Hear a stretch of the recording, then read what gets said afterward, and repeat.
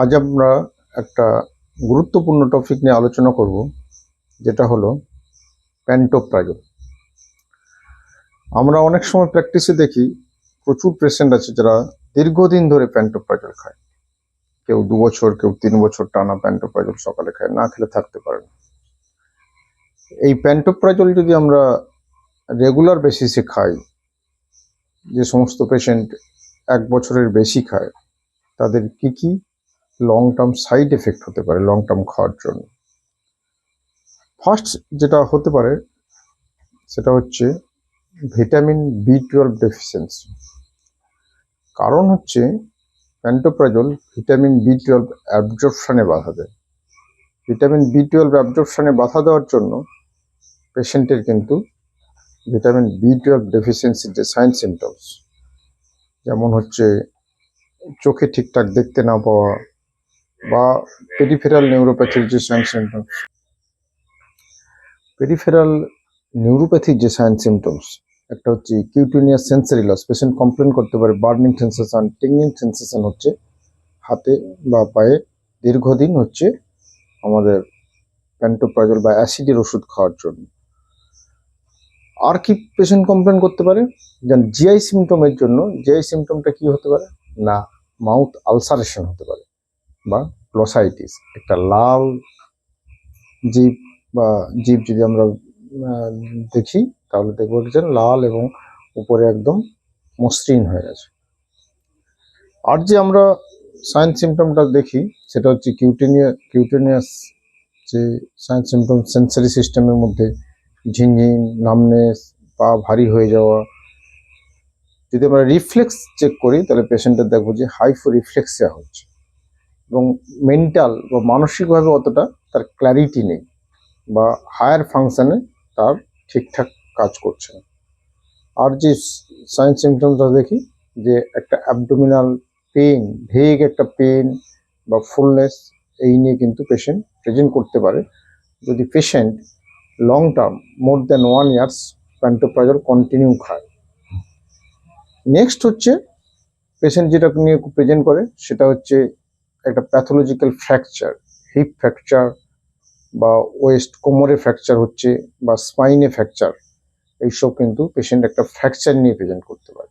যেখানে কোনো কারণ আমরা খুঁজে পাই না, সেখানে যদি আপনি হিস্ট্রি নেন দেখবেন পেশেন্ট হয়তো দীর্ঘদিন ধরে সকালে খালি পেটের ওষুধ বা প্যান্টোপ্রাজল ট্যাবলেট খেয়ে যাচ্ছে। নেক্সট আরেকটা ইম্পর্টেন্ট সাইড এফেক্ট হচ্ছে হাইপোম্যাগনেসিয়ামিয়া।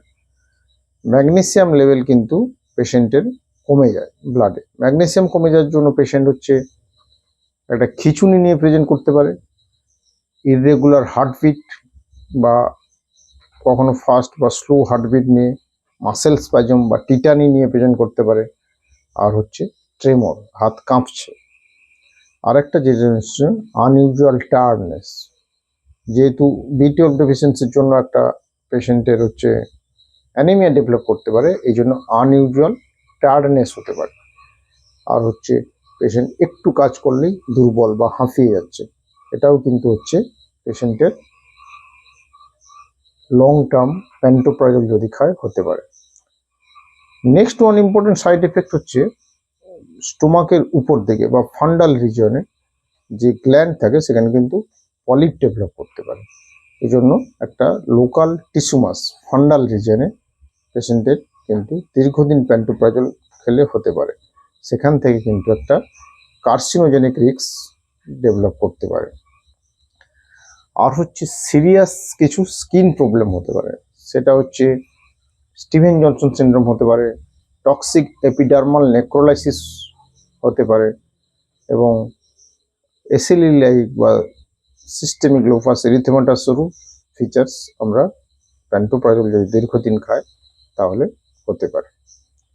আর কি হচ্ছে ড্রেস সিনড্রোম বা ড্রাগ রিয়াকশন ইওসিনোফিলিয়া এবং সিস্টেমিক সিনড্রোমস, যেটা হচ্ছে ড্রেস সিনড্রোম, সেটা কিন্তু দীর্ঘদিন প্যান্টোপ্রাজল খেলে হতে পারে।